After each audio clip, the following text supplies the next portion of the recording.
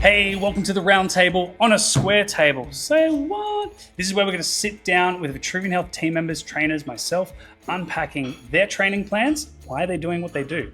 Let's find out. What are the techniques or tips that we could implement right here, right now in our own training experiences? Look at their client success stories, what they've been doing to get people the results, so then you can use that information to help improve your own training, improve your own nutrition, or hack the system, and then also improving your lifestyle literally from this episode. So take notes and enjoy, and let's go. Welcome to the round table on a square table. My name's Karl. I'm founder of Vitruvian Health, and I've got over 19 years experience as a personal trainer, doing a variety of programs from other coaches, myself, team members, and really just hopping online and testing them out. Long time ago, when I started to take training seriously, probably about a year or two in. So yeah, for the first year or two, it was kind of like, hopefully that works. I started doing a program from a gentleman called Charles Poliquin, and it was literally 10 by 10, 10 sets of 10, German volume training. And the thing was, by doing 10 sets of 10 of the same movement, I practiced that skill and I got better at it. And it was really cool. I managed to get like a increase of 27% strength in 12 weeks, and it was crazy. Some exercises were like up 50%. I was like, wow, that's crazy strength. Because the programs I had been doing, it was really just ad hoc from the people that were coaching me. Like, it was literally like, I think we could do 10 more burpees. I'm like, okay, another 10, okay, another 10, okay. And all right, let's do leg press. Let's do squat jumps. Let's do heavy squats. Like, there was not a real logic to it. It was just kind of see what fits. And so seeing a little bit of strength increase to then like a lot of strength increase, I was kind of hooked. And so this podcast is brought to you by me, unpacking the 19 years of experience and the 2 years of what it was, to understand what leads most programs to fail or why your program sucks, part 2. So let's start with a program. What is a program? Well, it's really just a structure.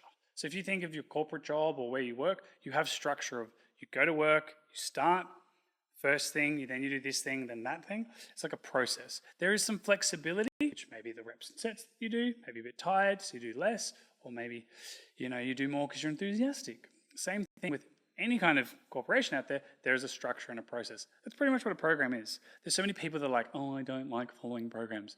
Well, you probably just don't like getting results. But the thing is, I'm not saying you have to train in the gym. You could program yourself to walk 3 times a week, walk the dog every night.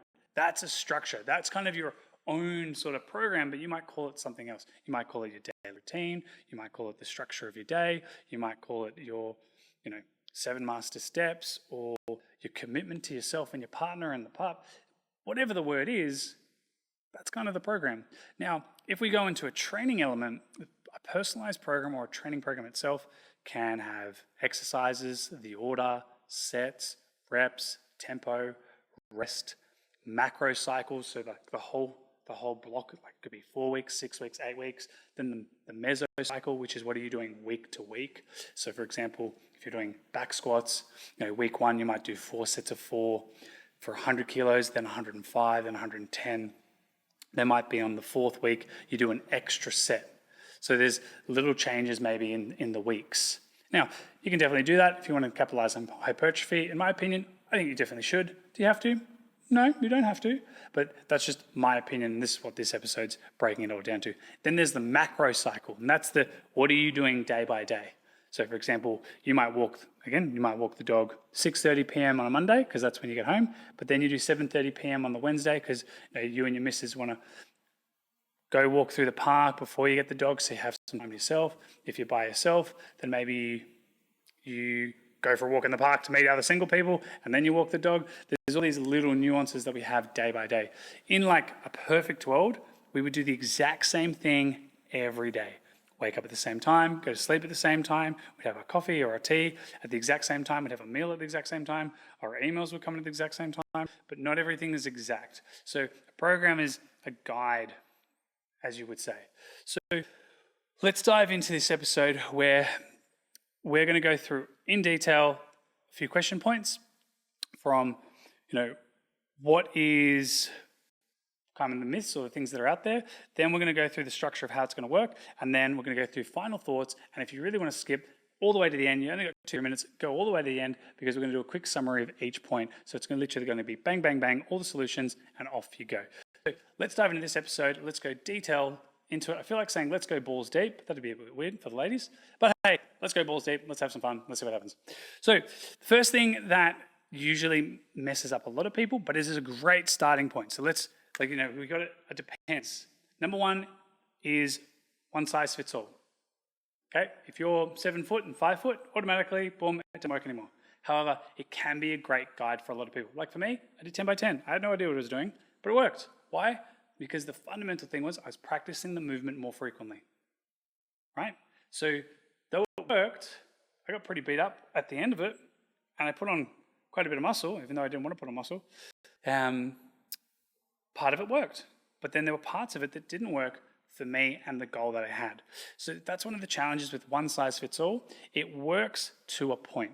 So for anyone that's maybe working with a coach or a trainer or looking at programs, maybe the first program is to get you started. So the thing is, if you're doing, say example, like usually when I start with people, I do a straight set method. I want to see how people respond. I do straight set, I do superset for those that are time poor, or I do a slow tempo method for any of those that have been injured and need rehab.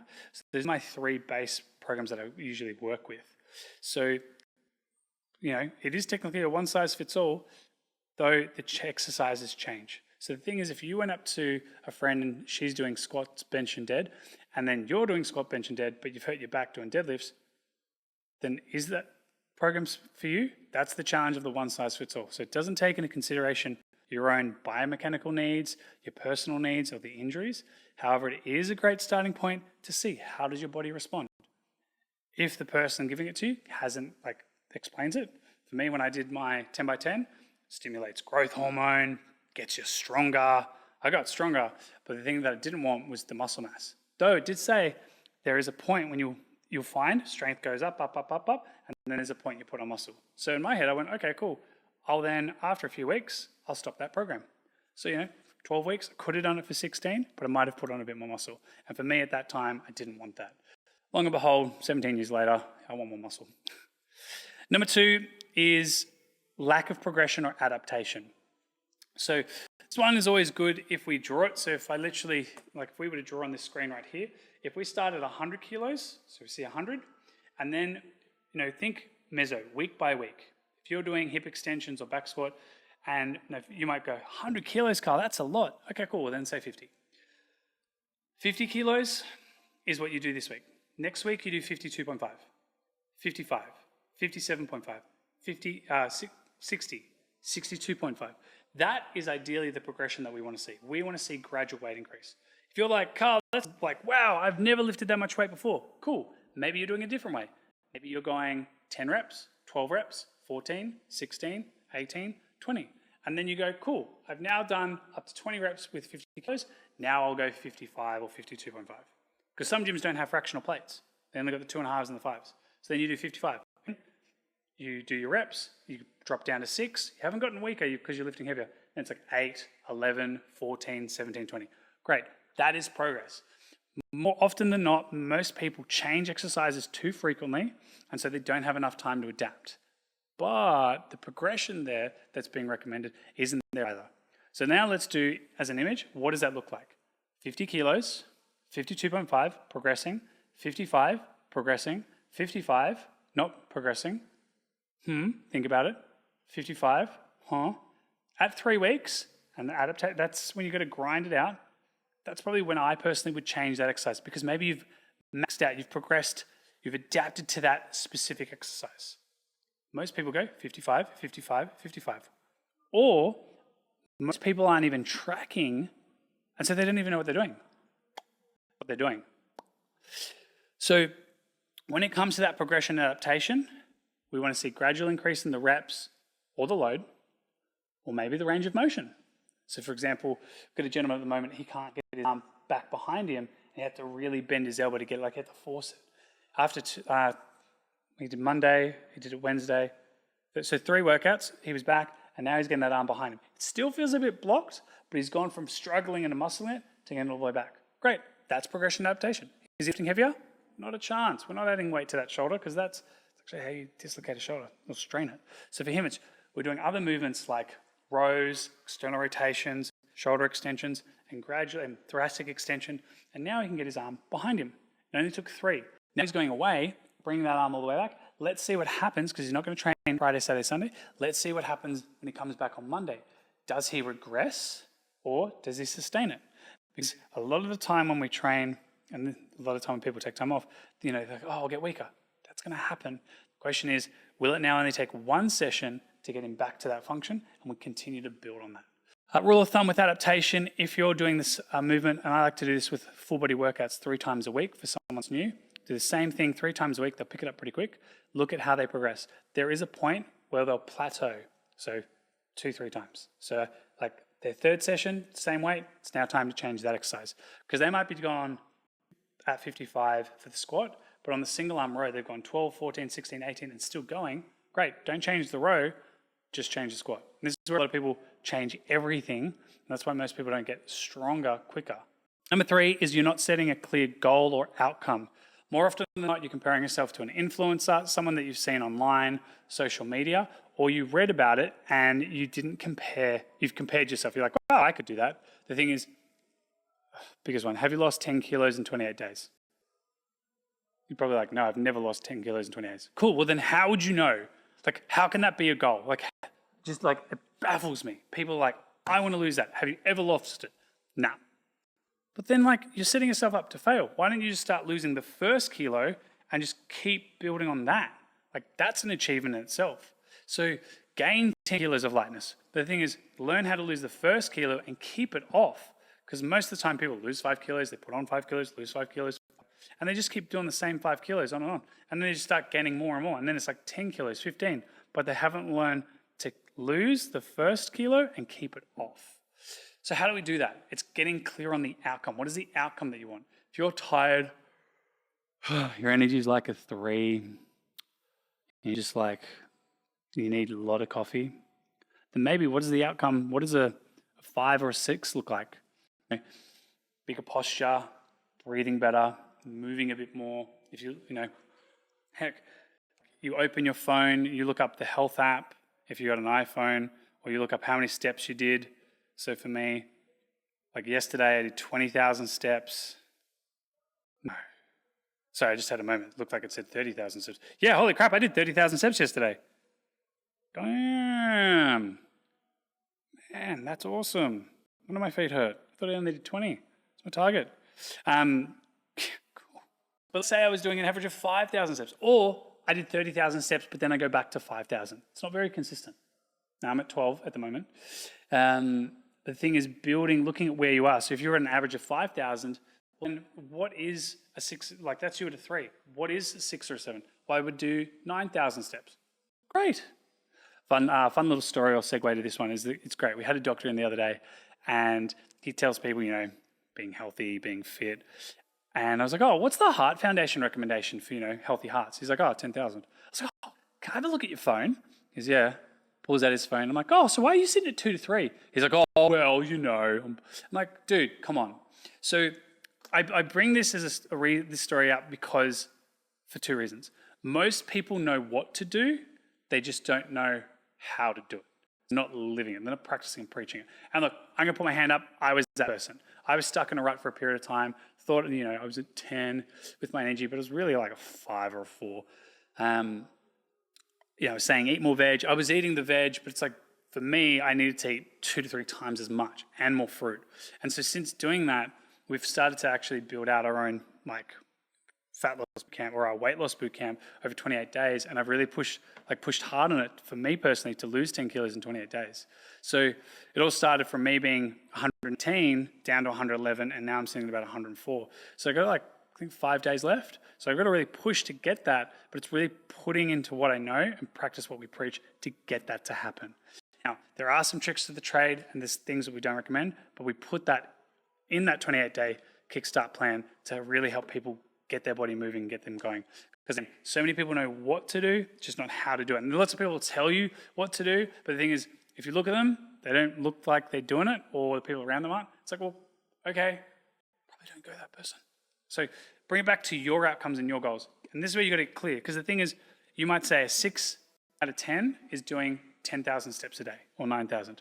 But you right now are like, that doesn't work because I want to commit to my family and other commitments. Great, but go deeper. Would you train?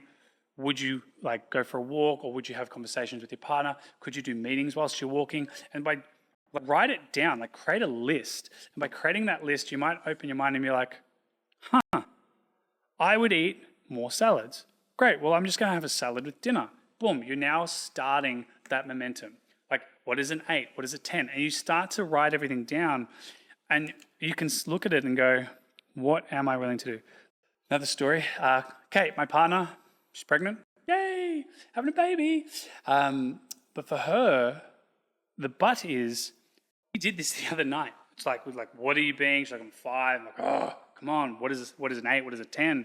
And it really came down to like, there's all these things she knew she needed to do, she must do, but the thing is with work, there was no point shaking everything up now because she wouldn't be, because she's going on leave, it wouldn't be the right thing to do and it wouldn't serve her to the best of her ability.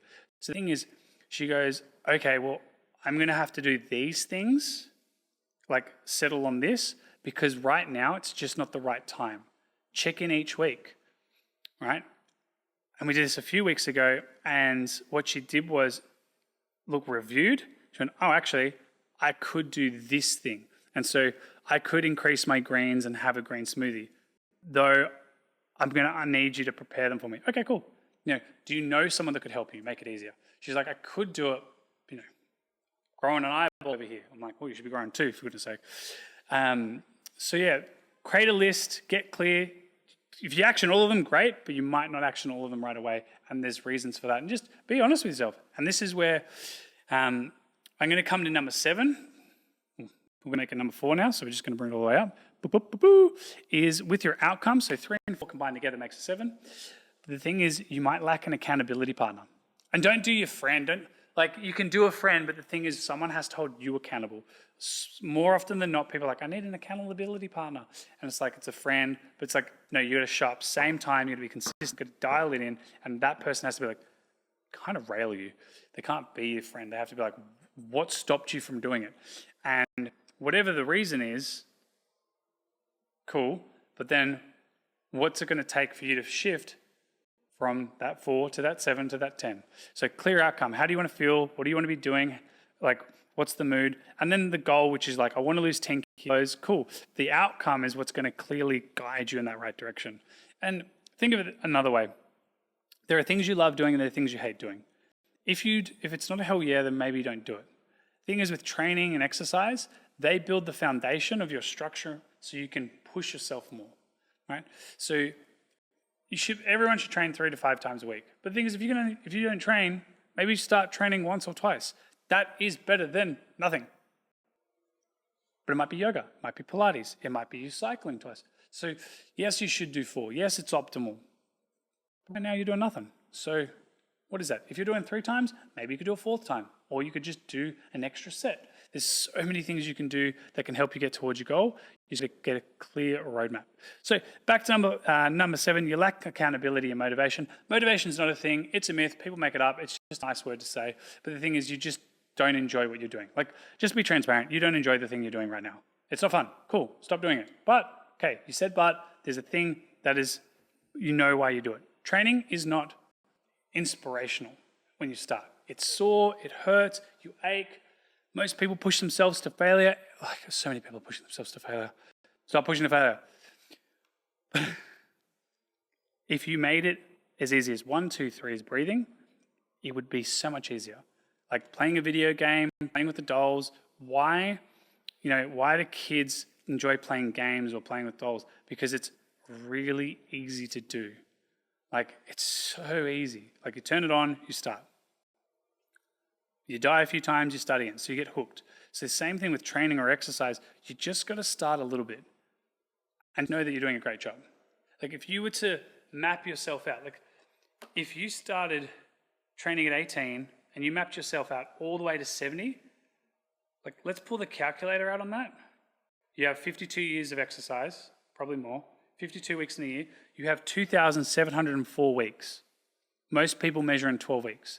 The thing is, if you put on 100 grams of muscle every week, or you lost 100 grams of fat every week, you would be in incredible shape by the time you hit 70. But most people think like this. We got to play the longer game. So the thing is, if week 1, what if you just walk to the gym that you wanted to train at? Go for a walk, 20, 30 minutes. You walk there, you walk back. You've now done 30, 20 minutes of walking. Great. Like, pat on the back. I don't say that to like belittle anyone. I say that to like, that's the thing is you're not doing that. You're not acknowledging yourself, right? Week 2, sign up to the gym, walk in, get on a piece of equipment, do 1, pump it out, and then go home. Awesome. Same thing, and you just keep building on it. And so like, by like week 12, you're probably doing a full-blown workout, and then because you're now exercising more, you're stimulating your muscles, you're like, okay, this is actually easy. I can do this. And a lot of people, by the time week 2, 3 comes along, they're like, this is so easy. I could just commit to the 45, 60 minutes. Great, but you've got to make it easy for yourself. Because if we were to draw it out, this is why you're not motivated when it comes to exercise. Number 1, you're going to have to wake up 30 to 45 minutes earlier. You're going to have to, and the day before you have to go buy active wear and clothing, and you don't know if it's the right fit. It just feels, ooh. So you got to do that. You got to make sure you put it on your bed. So when you go to bed, if you got a dog or a cat, they've probably rolled in it, so now it's got fur on it. You got to clean that off. So you probably got to wash it again. Then you're going to wake up earlier, or pack your bag, take it with you. So we'll just do the morning people. So you got to wake up earlier. You got to get ready. You got to make sure you have a meal because you don't want to like feel low on energy. So you got to eat. You got to chew your food about 30 to 40 times so it easily digests. You probably have a bit of water before you eat. Then you're going to walk, pack your bag, put your clothes on. You also got to pack your work gear. Then you're going to put that in the car, or you're going to walk there. So you're going to lug that for 20, 30 minutes. Then by the time you've left the house, you've got to make sure you double check that you lock the door. You'll probably get to the lift or get down the road, forget, and then run back and then do it because you're thinking of everything else. You forgot your shaker that people say you should have. You don't need a shaker to begin with, just have a water bottle. Then you're going to walk all the way there. By the time you get there, your shoulder's a bit sore or you're fluffing about. Then you go to the workout. There's probably someone younger than you there making remarks, and you're like, are they talking about me? And so then you start to really think about it, and you're in your own head. And when you're in your head, you're dead. Then you go to do a piece of equipment. Someone's on the piece of equipment that you want, and then you're looking around, and you're like, I should probably use one of those lockers. So you got to put your bag in the locker, or there's no one there to help you, so you're just floundering about, and you're like, what's the point? You just chuck it in a box. Then you go do a piece of equipment, it's still being used, so you go do something else. You don't feel comfortable in that piece of equipment. And then eventually you're like, does it feel right? You start to ask yourself if this works. And then by the time you finish, it's been 45 minutes. It wasn't as effective workout as you had. You planned to do 6 exercises, but you only did 4. But you're like, I don't have any more time. Then you go have a shower. The shower doesn't really work, or it leaks, or it doesn't have the same water pressure that you like at home. Then you got to put your clothes on, and your water bottle bursts in your bag, so you got a little bit like your clothes are a little bit wet. And then you got to go to work, and your bag smells because you trained in that and sweaty. And you wonder why you're not motivated. Yeah, really, if we were to unpack that, at nighttime it's really easy. It's easier if you pack your bag, especially if you've got kids. Pack the bag and put it at the door. Easy. Have the keys in the bag or on top of the bag so you see them. I know I need to put my keys on my bag because then I'm like, where are my keys? And some people actually sleep in their activewear. I don't, but you could. Then get up, have your water. I prefer to do a shake rather than eat. It's easier to digest. Then off I go. And then I actually will put my bag in a box. Then I just roll on the floor, warm up for 10 minutes, and I actually train my weakest body part. So I like to work the calves and my upper back. So I'll hit those 2 body parts first because they're tight. So I work them. So if anything happens work-related, I'm like, okay, there goes my workout. I've at least done the things that I really wanted to get done. Now, you might say, well, I really want to do cardio, or I want to do deadlifts. Cool, go do that first. And then start to work on everything else. Because then if you've done the one thing, you've won the day. But if you think you've got to do 10 exercises, a little bit more challenging. It's a lot easier if you do one at a time. And tracking shows you progress. So if you went from 50 to 52, awesome. Celebrate that. Post about it. Tag about it. Cheer like, yeah. As long as you make it exciting and easy, that's where the motivation comes through, and it makes it really easy to do. So if you're stuck, ask yourself what motivates you at the moment, and what are the patterns there? Transfer it over. Next is you're ignoring your recovery and nutrition. Are you sleeping 8 hours every night? Probably not. If you're watching this, you're like a high achiever and you want the most. You want to optimize everything. So you might not be sleeping 8 hours. You might be getting 7. So you might not be recovering. Or you don't do cold showers. Cold showers removes inflammation. You yawn a lot. Your posture slumps. This is where you are. So you've got to think about massages. Those will help stimulate the lymphatic system, which helps it in later. Nutrition is the biggest one. Are you eating enough protein for your body, 2 grams per kilo of body weight? Are you getting enough carbs to fuel performance? A lot of people like to cut their carbs. It does give you quick weight loss. But the thing is, you're just losing body weight, and it does affect training and performance. And a little bit of fat. So nutrition, and there's so many versions of this, and it is all personal, like get bloods done. But the thing is with nutrition is a lot of the time when people want to lose weight, they cut calories, but by cutting calories, you're cutting vitamins and minerals. So then the body and the organs don't work at an optimal level. The thing is, if you were to increase your food intake to a point that you gain weight, like this happens so often, we get people that eat 1,800 calories, and like, here's a picture of Kathy. I think she was on like 1,200, 1,500 calories. And before and then after, we got a leaner, but that was her at 3,000 calories. And so what we did is a stepping method where she would go from like 100 calories more each time. And then her baseline became 2,500.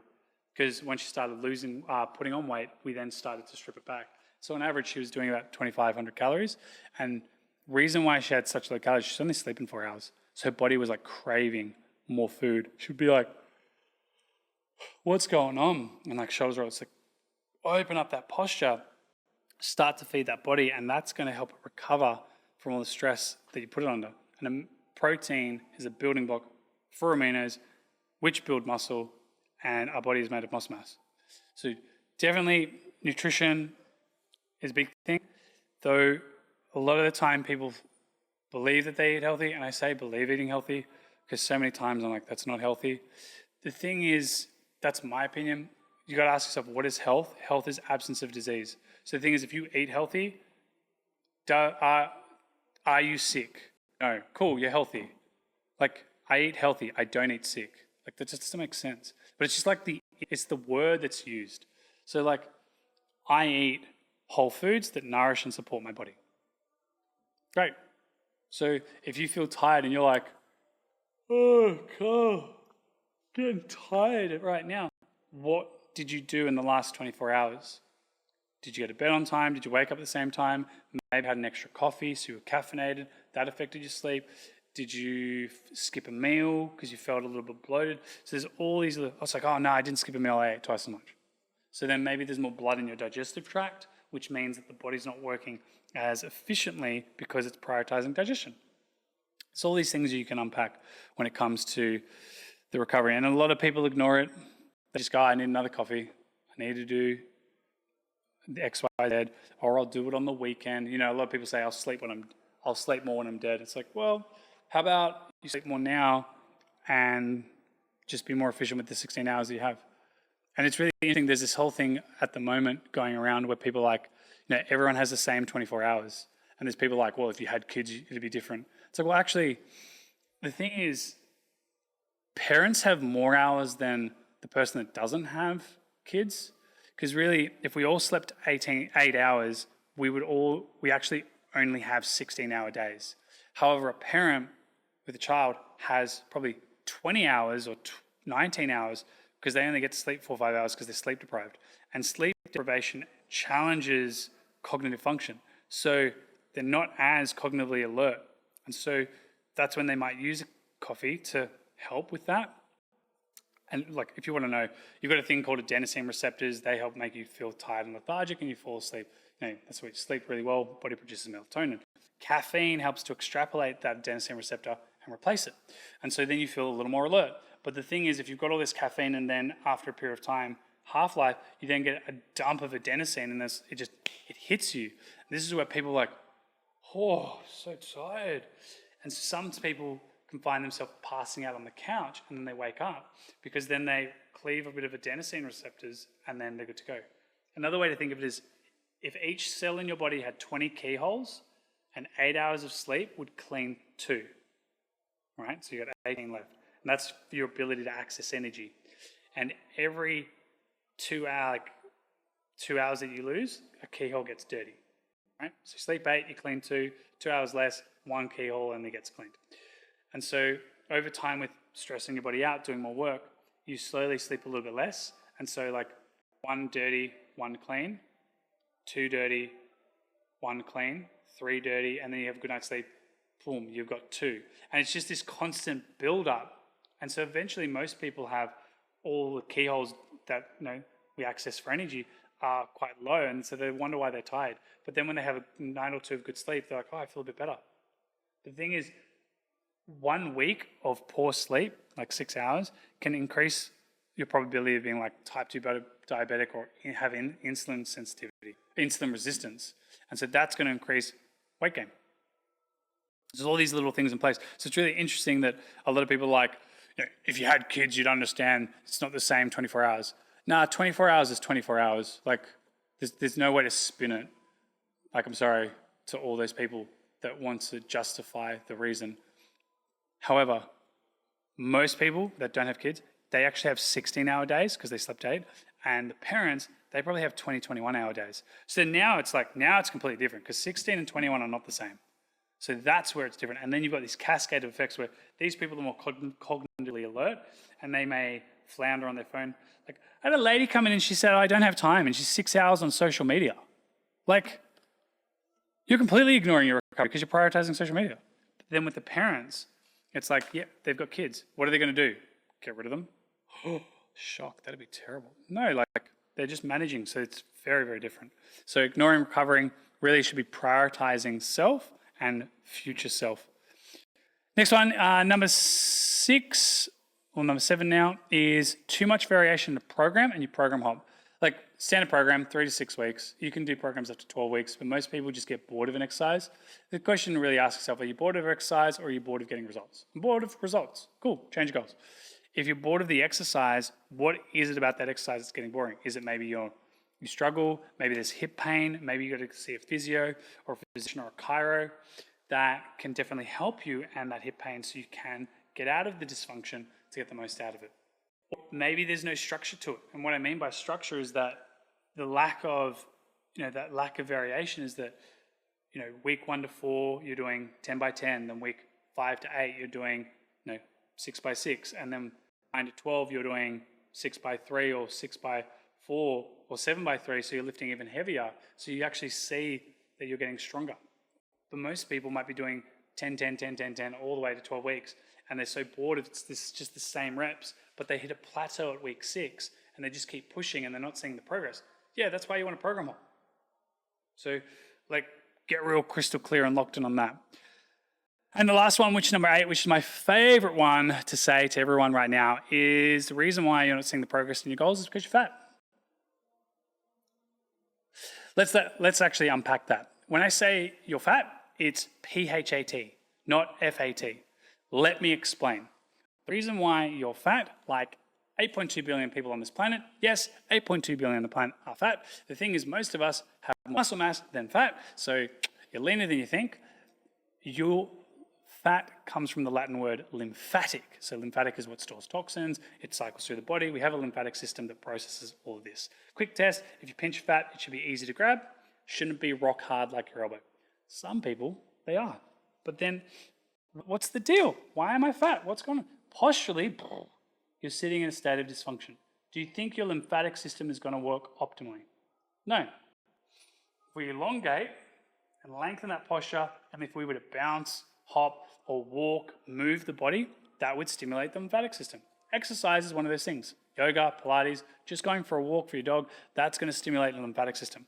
So the reason why you've hit a block and why your programs don't work is because you have a level of dysfunction in your posture that is making your lymphatic system sluggish. So fat, which is actually being bastardized to FAT, which is not the case, your lymphatic system, so your fat system that mobilizes and regulates and detoxifies, is actually slowed down. So what could take you a week to get progress and results now takes you 2 or 3. And the thing is, If you're seeing progress every 3 weeks rather than 1 week and you're expecting 1 week, so that's where the clarity and outcomes are, they're misaligned, you're always going to fall short, and it sucks. So with that said, let's dive into how we can unpack this so you can have more certainty in the process for yourself moving forward. We'll be right back.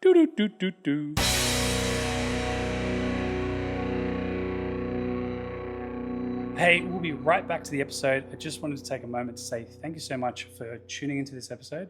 And if you know anyone that could get more out of this episode, if you could DM, comment, share the links, that would mean the world to me. Because the more people we can serve, the more people we can help. So let's dive into the episode. Let's get back to it. And welcome back to this part of the episode where we're going to break down what you can do and how to do it. Full disclaimer is if you have any dysfunction, niggles, pains, please reach out to a health professional. Chiropractor, physio, osteo, there's a whole variety out there. Just get a second opinion and get their take. Then take that through. The other thing is to understand is that if you're watching someone train, just be mindful if they're lifting heavy weight, like you might see them doing pull-ups and the press-ups, but the thing is what you might not notice at a deeper level is seeing how the shoulder moves and then how the arm moves. So the thing is by working with a health professional or a coach or trainer or anyone, you can get that finer detail. Or what you can do is start slow. Thing is, there is no one size fits all. If there was, we'd all be doing it. So the thing is, if it's yoga, Pilates, reformer, walking the cat, walking the dog, hey, walking a canary, it happens out here in the city of Sydney, or even training at a gym, or hey, join Vitruvian Health. Totally welcome to. Whatever you choose to do it because you enjoy it. Make it an easier process. Don't make it a harder process. To be honest, training is not always easy, but it's the thing that I do consistently because I want to build the foundation, get stronger. And like rock climbing, it's great when you get to the top, but when your arms and everything get tight and you're like, I'm going to fall. Yep, it's no longer fun anymore. It can be a bit scary. So the thing is, it's fun to a point, but as long as we continue to make that happen, then it's going to be worth it. And that's why let's start with number one. What is a clear goal and outcome? Where do you want to be in 12, 24 weeks or in a year? Maybe start with a year, work your way back, and then break it down into the micro where every single week. And be realistic. Healthy weight loss or change, like progression, it should be 1%, one more rep, or 1 kilo, gradual increases. But also with weight loss, looking at about 250 grams to 500 grams based off body weight. So for me, 250 grams to 500 grams, because I'm about 100 kilos. If someone is 50 grams or 50 kilos, can you imagine 50 grams? 50 kilos, they might be looking at 125 to 250 grams because based off their percentage. So that's a thing to take into consideration and remind yourself of. So make it clear, make it simple, and make it specific, measurable, achievable in a realistic fashion, which is timed and is sustainable. Don't look at those fast transformations, and this is how Vitruvian Health was built. I used to work with a lot of people that have done photo shoots, competitions, and then they would come to me broken, and then would have to rebuild them. And so I actually went in to find out what was the go, and a lot of the time, people just didn't have singular focus and clarity after the competition. So a lot of the time, people set a 12-week goal, but the thing is, what is going to happen after that? Where do you want to be? How do you want to feel? Like, where am I right now and where do I want it to be? And you use that as your check-in point to make sure you're moving in the right direction. Number two is sustainability in routine. It's got to be sustainable. I love this. I honestly love this. I love when people are like, I can only train 3 times a week, but I'll do absolutely anything and do everything you tell me. Okay, cool. You need to train 6 times a week. Okay, done. And then in 3 weeks' time, they go, why is this not working? It's like, because you've only trained 3 times. So like, what is sustainable based off your workload? Like, so we have people come here at our studio and they only train once a week. Because that's all they can do. Because they're doing reformer twice, they're doing yoga once. So when you're clear on your sustainability and routine, then it makes it so much easier to manage. And also your expectations. You appreciate that process. So if you're complaining to me that you're not seeing the results and you're only training once a week, and we said you should train 4 times a week, well, like, okay. If you're expecting to lose weight, but you blow out every Friday and Saturday on your nutrition, and you drink lots of food and you eat out and you just don't track your calories at all, and you're like, why am I not losing weight? Well, it's because you're not committed to that process 7 days a week, 365 days a year. And that's okay. Because if you eat 90% clean and healthy, 10% not, like, you're probably going to be far greater. You're probably going to enjoy that process so much more. So sustainability is king. 3 is it's personalised. It's got to be specific to you. And it's great. I could tell you there have been people that I've seen where I'm literally said, oh, I can't believe this is a thing. So I worked with a gentleman. He's like, I just don't know why I'm not losing weight. I went, okay. He's like, I just don't feel my supplement protocols for me, my nutrition protocols for me, or my training plan. And I'm like, okay, well, the first thing it says is not your name, and it says female. At what point in time did you realize that you're eating for a female who weighed 54 kilos and you weigh 86? So some people's plans aren't personalized to them. I've had it 3 times in 19 years that I've seen it. So it's always interesting when we look at people's previous plans, what was it for them?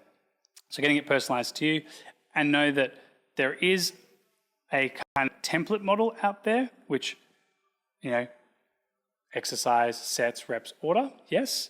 But then for you, if you have a shoulder injury and you're doing overhead bench press, or overhead shoulder press, that's not personalized to you, it's personalized to someone else. So getting a personalized plan that's specific to you and customizable as you progress. So look, we have a bulletproof protocol, and it is literally road mapped. Like there's 14 exercises for the upper and lower body. So it's 28 in total. And you start at level 1. So we all start on level 1, all of us, me, Andy, the camera guy, yourself that are watching this, everybody gets the same level 1. The thing is, I might progress every 3 weeks to level 2, to level 3. You might progress every 4 weeks, and Andy might progress every week because he's just a weapon. Cool, he's going to progress to level 8 pretty quick, but the thing is, that's the personalized element where it's adjusted to suit off biomechanical needs. It's based off your own skill set, so you're progressing at your own level. It's not like, hey, we just need to wait for Karl to catch up so then you can progress. No one's going to do that. Like, imagine if I said to you, you're not going to progress in your program until Karl progresses. You'd be like, who's Karl and why am I waiting for this guy? Like, give me my progress. It says I got to do 60 reps for 3 sets. I've done it. And give me the next level because it's 3 sets of 20. I want that one. So definitely getting it personalized and customizable. I like the word customizable because it's adjustable to suit you and your strengths. Number 4, I miswrote this one, but it says like parties and nutrition and recovery.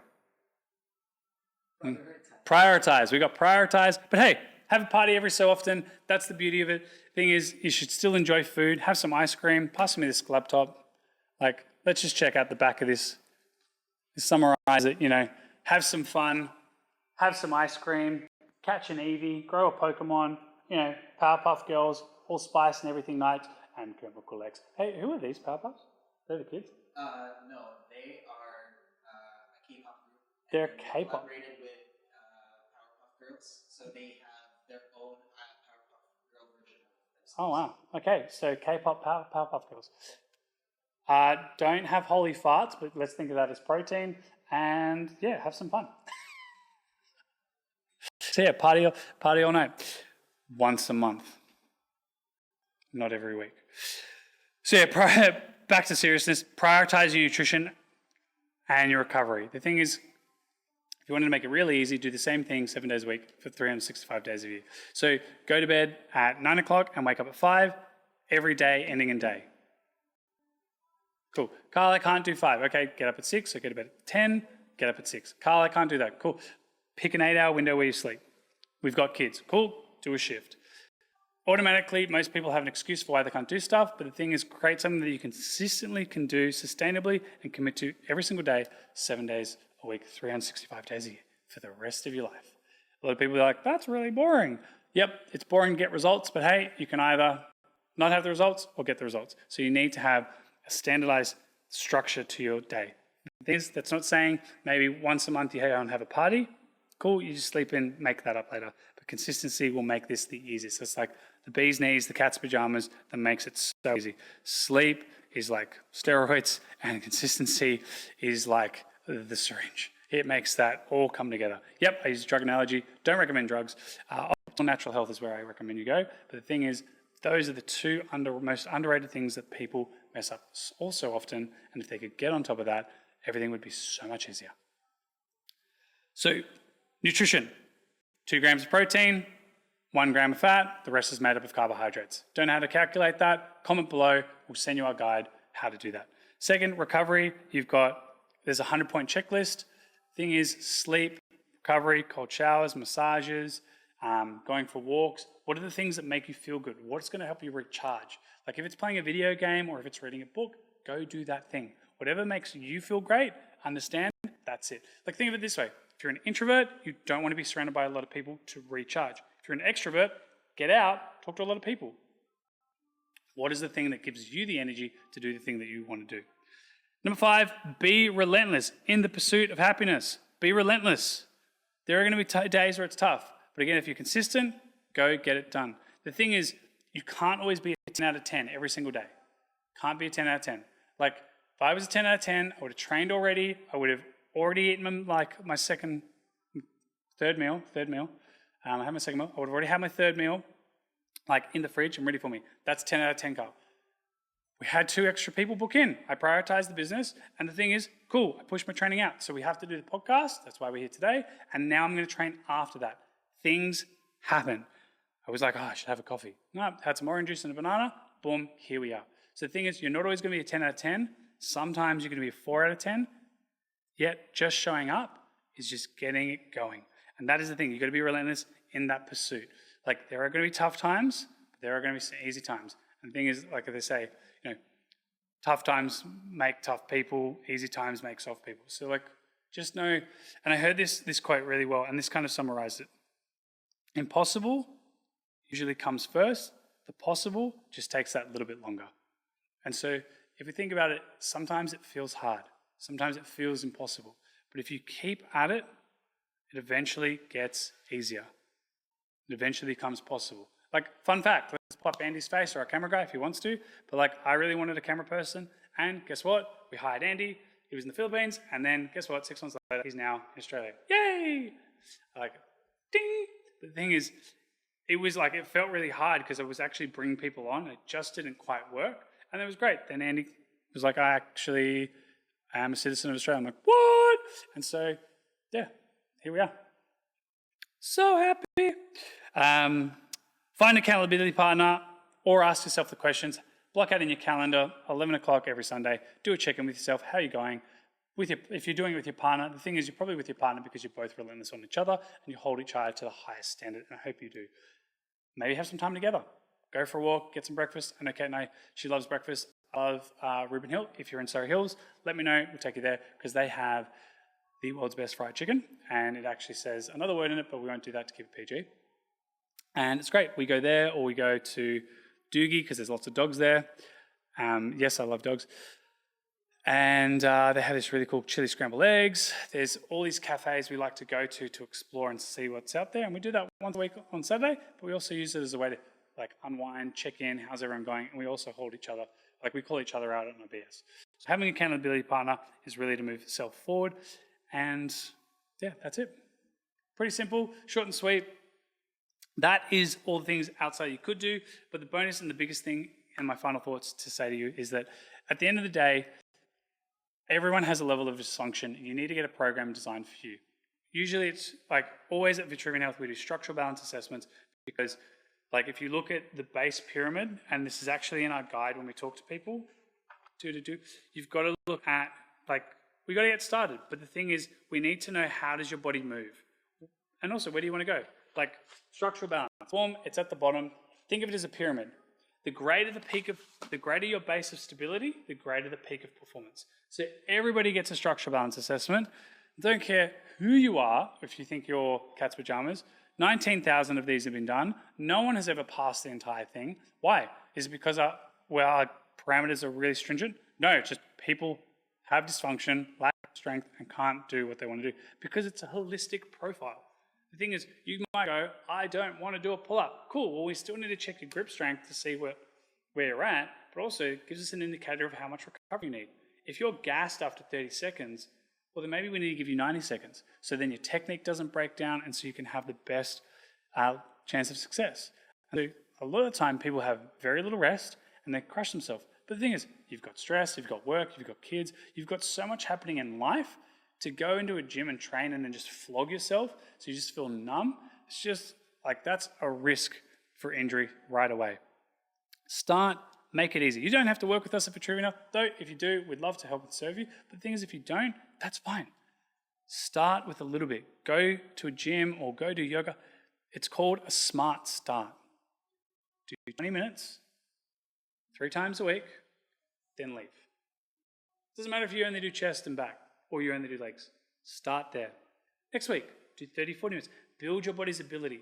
One of the biggest things that people do is they flog themselves and they're like, badge of honor, I got DOMS, everything hurts. No.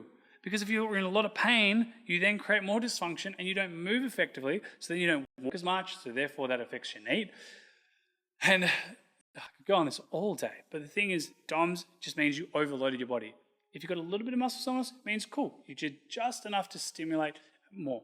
A lot of the time, most people aren't sore, and they also already have muscle damage in. Because if we push ourselves to that absolute limit, yeah, we're going to be really sore. So just build it up, and eventually you'll get to 45 to 60 minutes, and that's a great start. And that's when you start adding the weight, progressively overloading yourself. Because the last thing is, fundamentally, there are 4 things. Progressive overload, increasing the weight, the load, or the time and attention. The second thing is working through full range of motion. For example, if you've strained your shoulder and your arm only goes there, that's your range today. But then over time, you might be able to straighten that arm. Cool. We had a guy in today who had a tendinopathy, strain in his ligaments. He could only get his arm to there. Cool, that's what he did. The interesting thing is, by the end of his workout, he was actually able to straighten his arm. Cool. He just needed a few reps, light load to stimulate blood flow into there, help him heal, off he went. Third thing is time under tension. Think of it this way, if I was doing this, you would be like, that guy looks really weird.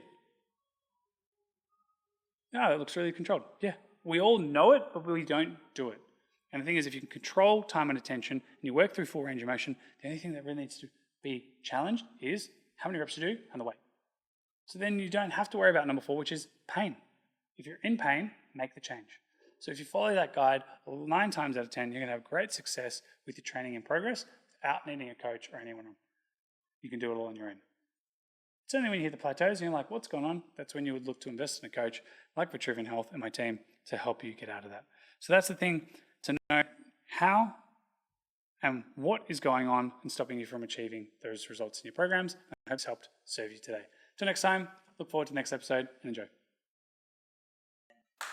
Hey, welcome to the speed round of this end of the podcast. So you've skipped the entire podcast because you just want the answers to those solutions pretty quickly. So number 1, why a program doesn't work is because one size fits all. You are a human being and you're completely different. My name's Karl, your name's probably Bob. We're already 2 different people. We probably have different lever lengths, so you need a customized plan for you. Number 2, you lack progression and adaptation. A lot of the time, most people push themselves too hard too soon, so they get DOMS, delayed onset muscle soreness, and you are actually progressing too quickly. So what I need you to do is slow down. When you're training, you need to be looking at adding a rep or 2 or a little bit of weight. If the weight is 50, 50, 50, 50, you need to change the exercise. You have probably squeezed the juice out of the exercise. But Karl, there are squats and bench in every program. I totally get it, but maybe you need to change from a low bar squat to a high bar squat. That is enough variation so you get the ball rolling again, because different levers, different mechanics, and off you go. Or elevate the heels in the squat, changes everything. Number 3, you're not clear with your goals and outcomes. Look, you need to be a pro. You need to look at the performance metrics that's tracking the data in your program. You need to look at the results that you want and what is the end goal and the outcome. If you get a clear outcome, so you get your results, what's the outcome? How do I want to feel? You can literally go, I can do that right now. For example, if you're a 5 out of 10 and that's you not drinking 4 litres of water and you're only drinking 2, guess what? You now know you should drink 4 litres of water. You can start that today. Off you go. So get clear with those outcomes. And if you're like, Karl, wow, that was really quick. What can I do? Comment below and go, outcomes and goals, cheat sheet, and we'll give you the 10 questions to ask yourself to get clear on your own outcomes. Boom. Number 4, unrealistic expectations and burnout. Burnout is not a thing. You just don't enjoy what you do. Stop doing the thing you don't enjoy and get real crystal clear on what it is. So many people talk about burnout, and really it's like, what is burnout? Well, you don't get burnout if you love what you do. It's because you're doing the same repeated thing, it's stressing you out, and you're not making a change or decision on it. So ask yourself, what is the decision I need to make that I'm not making? Unrealistic expectations. You saw someone lose a kilo and they're double your weight and you want to lose a kilo too. You're not the same human being, okay? So let's get realistic. If you haven't lost 10 kilos in 28 days, stop setting the goal for losing 10 kilos in 28 days. Look at what you have achieved in the past and you should be able to realistically do that. If you can't do it, maybe get your bloods checked out because there's something missing. Number 5, you're ignoring recovery and nutrition. Stop ignoring recovery and nutrition and get back on track. It's really easy. Eat 3, 4, 5, 6 meals a day, whatever's easy for you. Do it consistently, 7 days a week. And at the end of the week, if your weight is the same, up or down, ask yourself, do I want to make a change? Then make a change. If you make that change, so let's say your weight went up and you want to lose weight. Cool, I'm going to eat pizza. Okay, I don't know why, but you choose to do that. Then 7 days later, track and measure, my weight went up again. Cool, pizza doesn't work for you. Change it, be like my partner, eat chocolate brownies. I know, what? Chocolate brownies? It happens. She loses weight, damn it. However, I put on weight. Okay, Karl, don't eat chocolate brownies. Kate, keep eating chocolate brownies. You'll find things that work for you, but you've got to be consistent and you've got to track and measure. Sleep 8 hours, peace out for that one. Number 6, you make too many variations in your program and you program hop. Program should be 3 to 6 weeks in length and then make a change based off that. Change the exercises that plateau. Don't change everything. Oh, so many people change everything. I don't understand why. Don't do it. Be consistent. Number 7, you lack accountability and motivation. Motivation is not a thing. It's just you lack clarity and vision. Usually when someone motivates you, they've got more energy than you. You're like, man, I want that. And then you start to watch and model them. So if you want to call it motivation. But the thing is, you lack clarity and certainty on the process that you're doing. So get real laser focused on that. Number 8, my favorite one, your fat. PHAT. Your lymphatic system is not working to the best of its ability. You're in a slump state. Your posture isn't the best. Elongate, work on their posture. Go find someone, a physician, a chiro, physio, someone to help you strengthen those posture muscles. Or, little fun fact, hands on your head, pull the elbows forward, start to work on the muscles at the back and the shoulder. Do this 50 times in the morning, in the evening, and that starts to work on opening that posture. So those are the reasons why your program sucks, is because you're not doing these things to help get the most out of it. Literally, have good posture, eat consistently, eat the right foods 90% of the time, and invest in yourself so you can get the most out of it. Now, let's move into the next one, which is what can you do? Number 1, get clear on your outcomes and goals. What do you really want? And then ask yourself, what do I want? What do I want? How am I going to do it? And why? Why is an emotional response? Most people start with why. They get emotional. No. Build the plan and the strategy, then get excited about the strategy.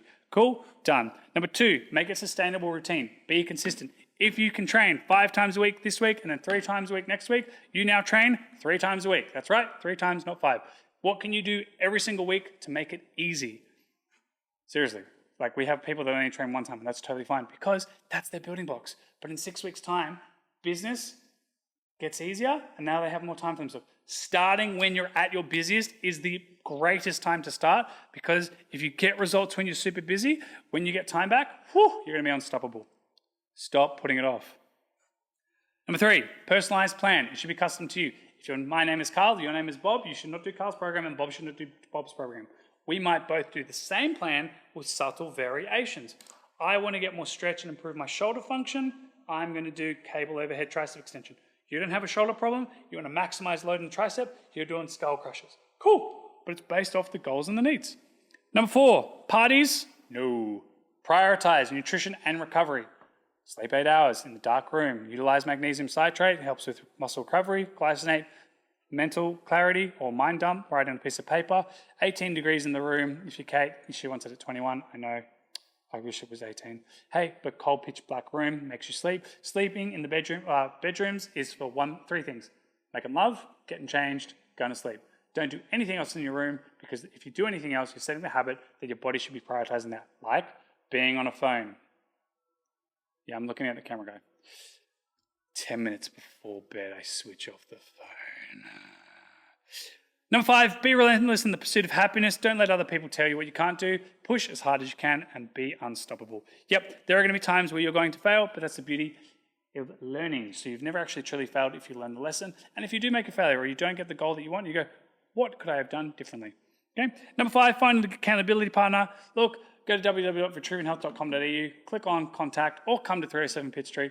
Come along to one of our stronger classes at 7 a.m, 12:30 p.m, or 6 p.m. Wednesday, or 9 a.m. on Saturday, and we'll look after you for free for 1 session on us to see what it's like and experience it, or hire one of our coaches, get a personalized plan, structure balance, and get all the things catered and worked for you, and then off you go. Final thoughts, scroll back about 4 or 5 minutes, and there you'll see my final thoughts. Till next time, adios, amigos. Boom.